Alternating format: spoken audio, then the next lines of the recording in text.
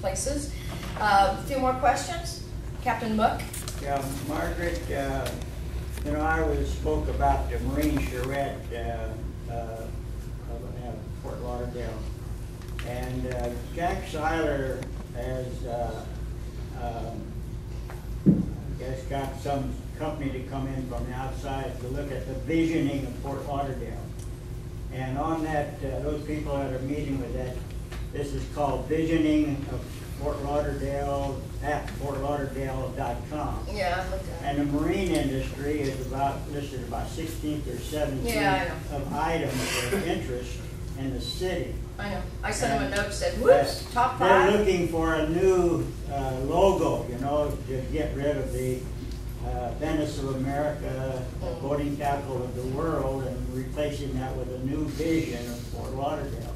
A new vision. And I think, I mean, with all of this in the newspaper, it says Venice of America, boating capital of the world. That was in your advertising for West Marine. It was in the boat show article.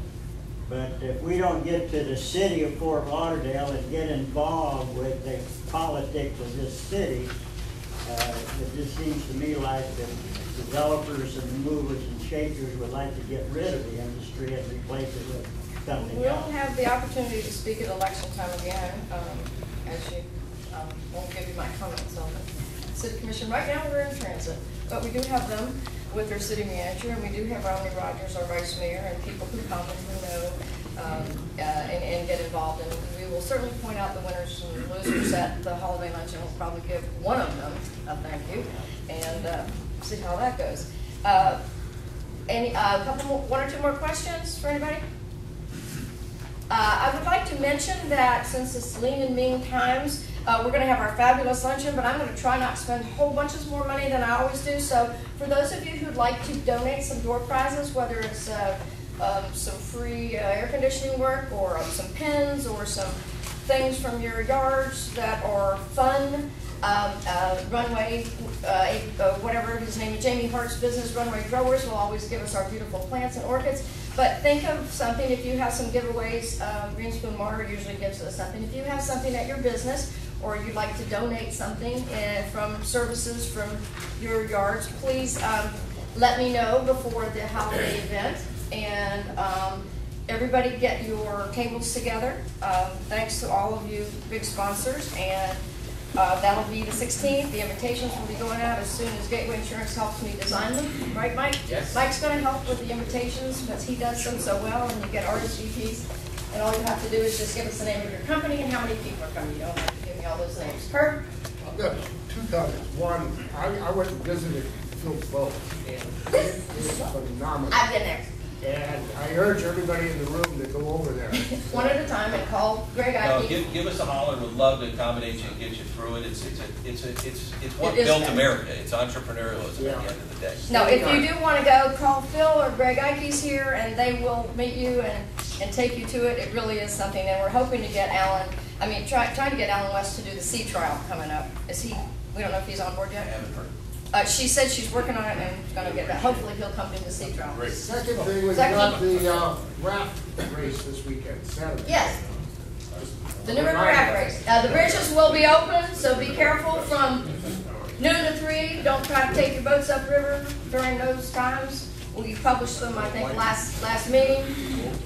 I got one more. Okay, 3. This is Captain Croc, Captain Muck. Whatever. The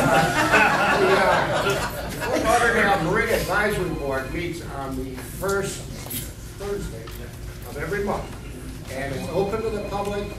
We urge anybody who's concerned about the future of the marine industry to come and participate and be part of the show. Well, I think Feldman's a little bit more, the new city manager is a little bit more into the marine industry. Oh, yeah. City manager has been very responsive. I even got a call from the assistant why she couldn't come today. Dick Paulsini and I always have our lunch 2 days before. The balance forward this month was $13,378.51, of which, after we had a few expenses, is now $8,260. We are in the black at Christmas. 4 dues go out. First time in a long time. First time in as long as I can remember. Must be I'm not getting paid enough. Yep. most of you had a person from the deal, in OSHA. We did. We had Darlene Fossum, the director, and Miss Fergie You scared the Trigg. pants off, and so I went back to my shop anyway and started looking around anyway as far as what does our place look like, and what would happen if an OSHA guy walked in at the tune of $8,000 or $7,000 anyway, a fine.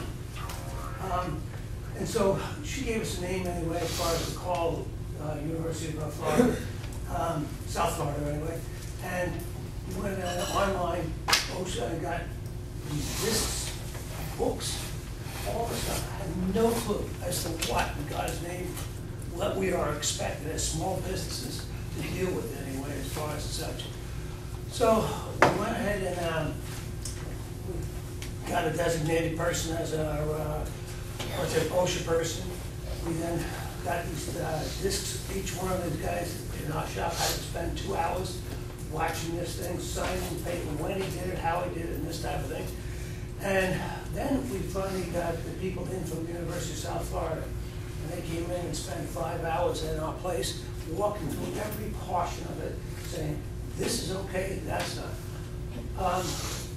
I knew I needed a seatbelt on a forklift. I mean, as far as that. The horn, we had a little bicycle horn anyway. That's not acceptable because the forklift originally, when it was made, had a horn in the steering wheel. So you had that other horn doesn't work because this one's supposed to. I can tell you, going through it, as far as just the electrical cables anyway, any place where we had anyway, as far as, a gangplank anyway, things, all of them had to be removed. We have to have industrial, no regular stuff coming out of Home Depot. It turned out anyway, as far as we did, complete cleanup of the place and this type of thing. Hoses are now have to, are overhead and such. But the guy came in yesterday anyway and spent 5 hours with us and came up with a list of items, one after another, and said, okay, there was small stuff, but as far as we have to have hazmat pins on every, even soft scrub, had to have a hazmat pin on soft scrub, on everything. My guy had a little coffee machine anyway in one of our operations. That has to be removed. Cannot have any food or drinks whatsoever in the workplace. Has to be done in the cafeteria.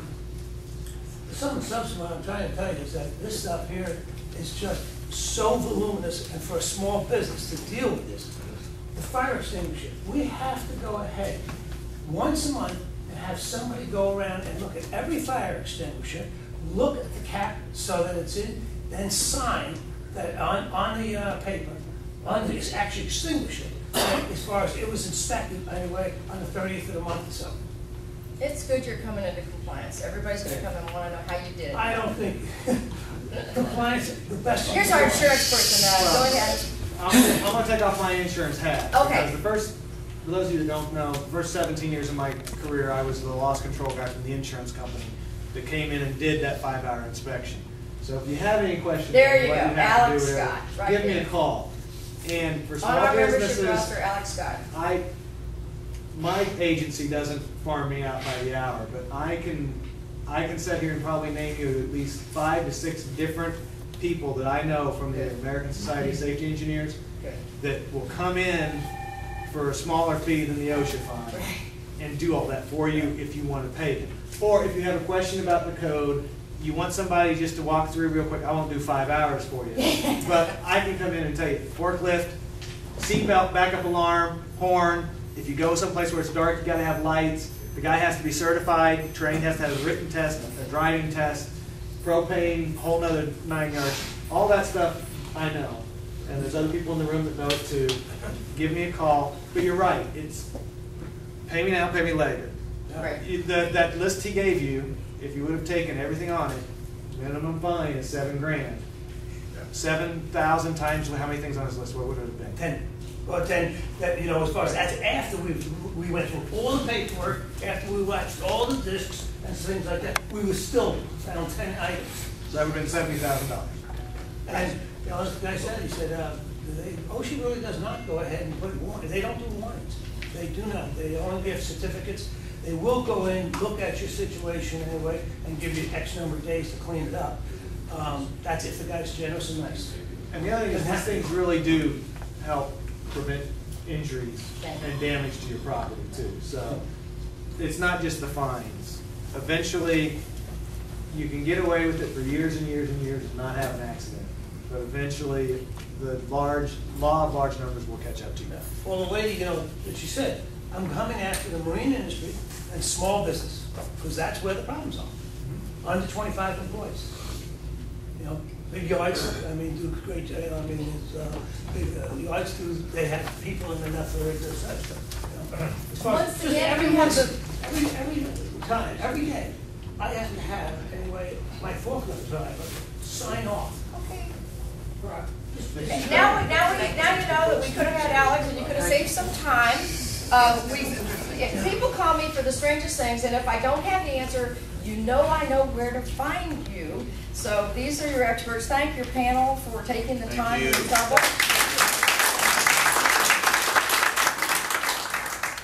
And stay afterwards and greet Mr. Parker and say hello, and we'll see you at the party.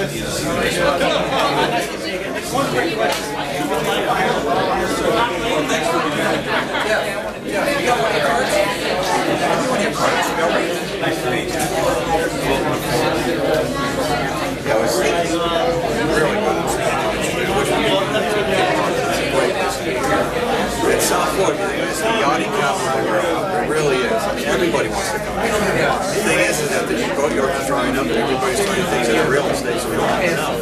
But when it does start to come back, we'll be overcrowded. The idea is to lay everything in place so that we can survive and Be prepared. Yeah, absolutely.